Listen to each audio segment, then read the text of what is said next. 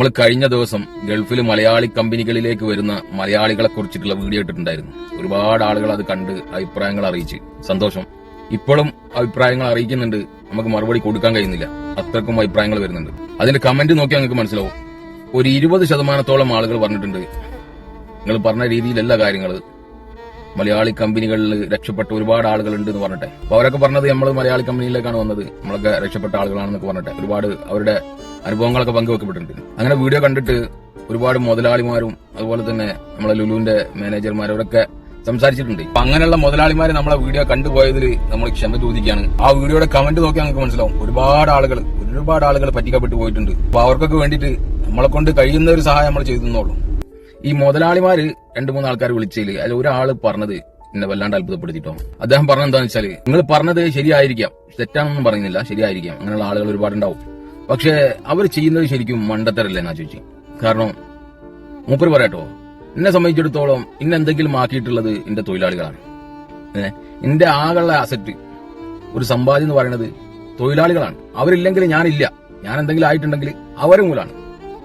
അപ്പൊ അവരെ വേണ്ട രീതിയിൽ സംതൃപ്തിപ്പെടുത്തേണ്ടത് എന്റെ കടമാണ്. ഞാൻ എന്താണോ എനിക്ക് കിട്ടുന്നത് അത് അവർക്ക് വേണ്ട രീതിയിൽ ഓരിച്ചു കൊടുക്കലുണ്ട്. ഞാൻ അനുജന്മാരെ പോലാണ് എന്റെ തൊഴിലാളികളെ ഞാൻ കണ്ടത്. ശരിക്കും നമ്മൾ അവരോട് അനീതി ചെയ്തു കഴിഞ്ഞാൽ നമുക്ക് നഷ്ടം ഉണ്ടാവുക, മണ്ടത്തരാണ് ചെയ്യുന്നത്. തൊഴിലാളികൾ ഇല്ലെങ്കിൽ മുതലാളിമാരില്ല, അത് ചിന്തിക്കണം. നമ്മളെല്ലാം അവരെ കൊണ്ട് പട്ടിനെ പോലെ പണിയെടുപ്പിച്ചിട്ട് അവർക്കൊന്നും കൊടുക്കാതെ അവർ നിൽക്കൂല നമ്മളെ കൂടെ. നമ്മളിങ്ങനെ ആള് മാറി മാറി എടുത്തിട്ട് നമുക്ക് നഷ്ടങ്ങളെ സംഭവിക്കൂ. ഒരു മനസമാധാനമായിട്ട് കിടന്ന് ഉറങ്ങാൻ കഴിയില്ല. അങ്ങനത്തെ ഒരുപാട് ബുദ്ധിമുട്ടുകളുണ്ട്.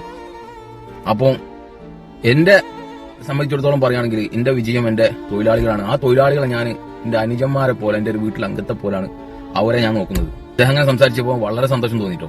പക്ഷേ ഞാൻ അദ്ദേഹത്തോട് പറഞ്ഞു, നിങ്ങൾ ആ വീഡിയോന്റെ കമന്റ് ഒന്ന് എടുത്തു നോക്കി. നിർഭാഗ്യവശാല് 80% ആളുകളും പറഞ്ഞത് ഞങ്ങൾ വന്ന് പെട്ടുപോയിട്ടോ, എന്റെ അനുഭവമാണ് നിങ്ങൾ പറഞ്ഞത്. ഒരു കാരണവശാലും മലയാളി കമ്പനിയിലേക്ക് പോകരുത്, ചൂഷകരാണ് മലയാളികൾ. ഇങ്ങനെ ഒരുപാട് കമന്റ്, ഞാൻ വെറുതെ പറയുന്നില്ല, നിങ്ങൾക്ക് ആ വീഡിയോന്റെ കമന്റ് എടുത്തു നോക്കിയാൽ മനസ്സിലാവും.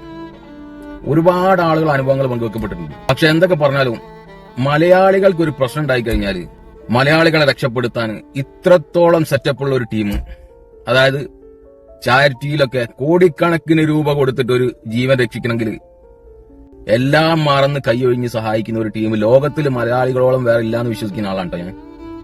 അതെന്തുകൊണ്ടാണ് ഇതിങ്ങനെ വരുന്നതെന്ന് അറിയില്ല. 80% ആളുകളും സ്വാർത്ഥരായിട്ട് മുതലാളിമാരായിട്ട് നിലകൊള്ളുന്നുണ്ടെങ്കിലും ഇത്തരം പ്രശ്നങ്ങൾ വരുമ്പോൾ കൈയൊഴിഞ്ഞ് സഹായിക്കുന്നവരാണ് മലയാളികൾ.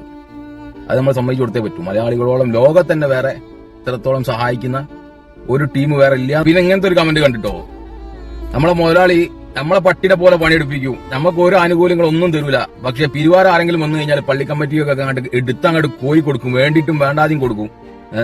പണിക്കാരുടെ കാര്യത്തിൽ ഒരു അശ്രദ്ധാണ്, ഒന്നും തരില്ല നമുക്ക് എന്ന് പറഞ്ഞിട്ടെ. അങ്ങനത്തെ ഒരുപാട് കമന്റ് കണ്ടിട്ടുണ്ട്. ചിലപ്പോൾ ഇവരൊക്കെ ചിന്തിക്കുന്നത് ഇങ്ങനെ തൊഴിലാളികളൊക്കെ വെറുപ്പിച്ചുണ്ടാക്കിയ കാശ് ഇത്തരം ജീവകാരുണ്യ പ്രവർത്തനത്തിലൊക്കെ കൊടുത്തിട്ട് കൈ കഴുകാന്നായിരിക്കും വിചാരിക്കുക. അപ്പൊ അങ്ങനെ കൊടുക്കുന്നത് കൊണ്ടുള്ള ബുദ്ധിമുട്ടുണ്ട് പറയില്ല. കൊടുത്താൽ നിങ്ങൾക്ക് കൊടുത്തതിനുള്ള ഇതുണ്ടാവും, നിങ്ങളെ ആപത്തുനിന്നും മുസീബത്തുനിന്നൊക്കെ കുറച്ചും രക്ഷപ്പെടുത്തും.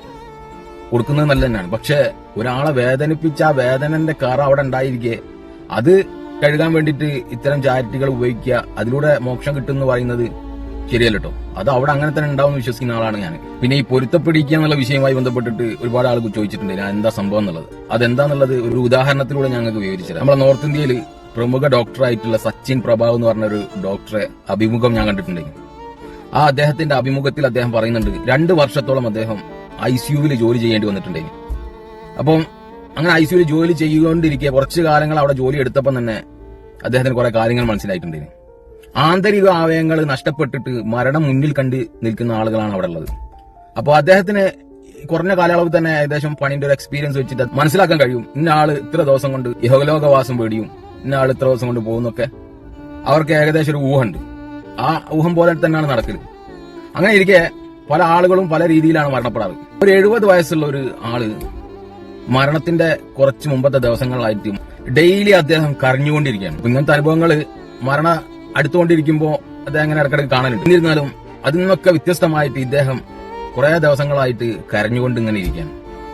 അപ്പൊ ഈ സച്ചിൻ പ്രഭാവ് എന്ന് പറഞ്ഞ ഡോക്ടർ അദ്ദേഹത്തിന്റെ അടുത്ത് പോയിട്ട് ചോദിച്ചു, എന്തിനാണ് അങ്ങനെ കരയുന്നത്? സന്തോഷത്തോട് കൂടിയിട്ട് മരണപ്പെടുകയാണെങ്കിൽ സന്തോഷത്തോട് കൂടിയിട്ട് മരണപ്പെടുക, അല്ലാതെ നമ്മളിങ്ങനെ ദുഃഖിച്ച് മരണപ്പെട്ടിട്ട് എന്താ കാര്യം എന്നൊക്കെ ചോദിച്ചപ്പോ അദ്ദേഹം പറഞ്ഞത്, എനിക്ക് സന്തോഷിക്കാൻ കഴിയുന്നില്ല, അതെന്താന്ന് ചോദിച്ചപ്പോ അദ്ദേഹം വിവരിക്കുകയാണ്, ഓരോ ദിവസങ്ങൾ ഇങ്ങനെ കഴിയുന്നതിനനുസരിച്ച് ഞാൻ ചെയ്തു പോയ പഴയ കാര്യങ്ങൾ എന്റെ മനസ്സിന്റെ ഉള്ളിൽ കൂടെ കൺമുന്നിലൂടെ ഇങ്ങനെ കടന്നു പോവാണ്. മുമ്പ് കാലങ്ങളിൽ ഞാൻ വളരെ വലിയൊരു പണക്കാരനായിരുന്നു. ഒരുപാട് പാവങ്ങളെ സഹായിക്കാനുള്ള, അതുപോലെ തന്നെ തൊഴിലാളികളോടൊക്കെ നല്ലോണം പെരുമാറാനുള്ള അവസരം എനിക്ക് ഉണ്ടായിട്ടുണ്ട്. പക്ഷെ എന്റെ അഹങ്കാരവും എന്റെ പ്രൗഢിയും പത്രാസൊന്നും എന്നെ അതിലേക്ക് അടുപ്പിച്ചിട്ടില്ല. എന്താണോ ചെയ്യരുത് എന്ന് പറഞ്ഞത്, ആ ചെയ്യരുത് എന്ന് പറഞ്ഞ കാര്യങ്ങളാണ് എന്റെ യുവത്വകാലത്ത് ഞാൻ ചെയ്തു തീർത്തത്. എന്താണോ ചെയ്യണം എന്ന് പറഞ്ഞത്, ആ കാര്യങ്ങളാണ് ഞാൻ ചെയ്യാതിരുന്നത്. അതിനെക്കുറിച്ച് സങ്കടപ്പെട്ടിട്ടാണ് ഞാൻ കരയുന്നത്. ആ ജീവിതകാലത്ത് ഞാൻ അന്ന് നല്ലത് ചെയ്തിരുന്നെങ്കിൽ, ഞാൻ ഒരുപാട് ആളുകളോട് മോശമായി പെരുമാറിപ്പോയി, എനിക്ക് മിണ്ടാതിരുന്നെങ്കിൽ, അങ്ങനത്തെ കാര്യങ്ങൾ ഓർത്ത് ദുഃഖിച്ചിട്ട് ഞാൻ ഓരോ ദിവസങ്ങൾ കഴിയുമ്പോൾ എന്റെ കൺമുന്നിലൂടെ അത്തരം കാര്യങ്ങൾ മാത്രം കടന്നു പോവാണ്. അവസാനം ആ ഡോക്ടർ അദ്ദേഹത്തിന്റെ അഭിമുഖം അവസാനിപ്പിക്കുന്നത് എങ്ങനെയാണ്? നമ്മൾ മരണം നന്നാവണമെങ്കിൽ നമ്മൾ ജീവിതകാലത്ത് നല്ല കാര്യങ്ങൾ ചെയ്യേണ്ടതുണ്ട്. മോശമായ കാര്യങ്ങൾ എത്രത്തോളം ചെയ്യുന്നോ അത്രത്തോളം കാര്യങ്ങൾ നമ്മുടെ മരണസമയത്ത് നമ്മുടെ കൺമുന്നിലൂടെ അതിങ്ങനെ കടന്നു പോകും. അത് സത്യമാണ്. ഒരുപാട് ആളുകളെ ഞാൻ കണ്ടിട്ട് എനിക്ക് അനുഭവം ഉണ്ടായതുകൊണ്ട് പറയാണ്. അപ്പൊ നന്മ നമ്മൾ അധികരിച്ച് കഴിഞ്ഞാൽ അത് മരണസമയത്ത് നമുക്ക് ഉപകാരം ചെയ്യും. സന്തോഷത്തോട് കൂടിയിട്ടുള്ള മരണം ആഗ്രഹിക്കുന്ന ആളാണ് നിങ്ങളെങ്കിൽ ജീവിതകാലത്ത് നന്മകൾ അധികരിപ്പിക്കുക എന്ന് പറഞ്ഞിട്ടാണ് അദ്ദേഹത്തിന്റെ അഭിമുഖം അവസാനിപ്പിക്കുന്നത്. അപ്പൊ ഇതന്നെയാണ് ഞാൻ കഴിഞ്ഞ വീഡിയോയിലും പറഞ്ഞത്. പൊരുത്തപ്പെടുക എന്ന് പറഞ്ഞു കഴിഞ്ഞാൽ അത് വലിയൊരു ഘടകം തന്നെയാണ്. മരണസമയത്തെ നമുക്ക് ഇത്തരം കാര്യങ്ങൾ ഏതോ കാലങ്ങളിൽ കഴിഞ്ഞു പോയ സംഭവങ്ങളൊക്കെ ആ സമയത്താണ് നമുക്ക് ഓർമ്മ വരിക. നമ്മളെ എന്താ പറയാ, ഒരു വീഡിയോ പ്ലേ ചെയ്യുന്ന കാര്യം അതിങ്ങനെ നമുക്ക് നമ്മളെ കൺമുന്നിലൂടെ ഇങ്ങനെ പ്ലേ ചെയ്ത് തരുന്നതാണ് ഈ അനുഭവസ്ഥരായ ആളുകളൊക്കെ പറഞ്ഞത്. അപ്പം അത്തരം സന്ദർഭങ്ങളിൽ അവരെ കാണാനോ അവരോട് പോയിട്ട് മാപ്പ് പറയാനോ ചെയ്യാൻ കഴിയാത്ത ഒരവസ്ഥയിലാണ് നമ്മൾ ഉള്ളത് എന്നുള്ളത് ചിന്തിക്കണം. ആ സമയത്ത് എവിടുന്ന് കിട്ടാനാണ്? എത്രയോ കൊല്ലങ്ങൾക്ക് മുമ്പ് നമ്മൾ ചെയ്തു പോയ ആ പാപക്കറ കഴുകി തീർക്കാൻ വേണ്ടിയിട്ട് അദ്ദേഹത്തെ എവിടുന്നാണ് കിട്ടുക? ഈ ആശുപത്രി കിടക്കാൻ ഒരിക്കലും സാധിക്കുന്നതല്ല. അപ്പൊ അതുകൊണ്ട് പറഞ്ഞതാണ്. അപ്പൊ നമുക്ക് ഈ വിഷയത്തിൽ പറയാനുള്ളത്, നന്മകൾ അധികരിപ്പിക്കുക, ചെയ്തു പോയ തെറ്റുകളെ കുറിച്ച് പശ്ചാത്താപിക്കുക. അത്രേ നമുക്ക് മുതലാളിമാരോടും തൊഴിലാളിമാരോടും ഒക്കെ പറയാനുള്ളൂ. അപ്പോൾ ശരി.